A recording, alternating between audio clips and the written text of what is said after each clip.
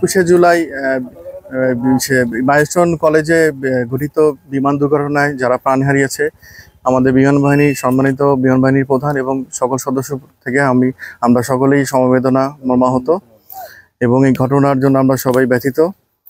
এটার জন্য আমাদের একটা সহায়তা সেল গঠন করা হয়েছে।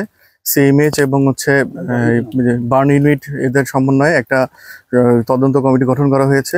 আমরা প্রত্যেকটা বেজে বেজে নিহত যারা হয়েছে তাদের আত্মার মাগফিরাতের জন্য প্রত্যেক বেজে আমাদের দোয়া ব্যবস্থা করা হয়েছে এবং আমাদের আন্ডারে যেসব স্কুল কলেজ আছে তাদের সব জায়গাতেই দোয়া মাহফিলের আয়োজন করা হয়েছে এবং খুব দ্রুত যারা আহত হয়েছে তারা খুব দ্রুত যেন আমাদের মাঝে ফিরে আসতে পারে আমরা এই দোয়াই করি এবং তাদের উন্নত চিকিৎসার জন্য আমরা যত পারবে আমরা এটা সম্পূর্ণ আমরা এটা দেখব।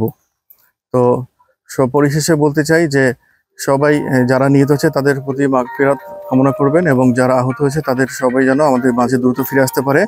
আমাদের বিমান বাহিনীর প্রধানের পক্ষ থেকে আপনাদেরকে জানাচ্ছি যে তাদের প্রতি আমাদের সহানুভূতি মর্মাহত এবং আমরা খুবই এটা নিয়ে ব্যথিত হয়েছি। আমরা ইনশাল্লাহ অবশ্যই এটা আমরা দেখবো এটা কিভাবে এটাকে সুস্থভাবে করা যায়। বেসিক্যালি আমরা এখানে মাননীয় বিমান বাহিনী প্রধান তরফ থেকে আমরা এখানে এসেছি তার স্তবক দিতে এবং পরিবারের সকলের প্রতি কথা বলে তাদের প্রতি সমবেদনা জানানোর জন্য।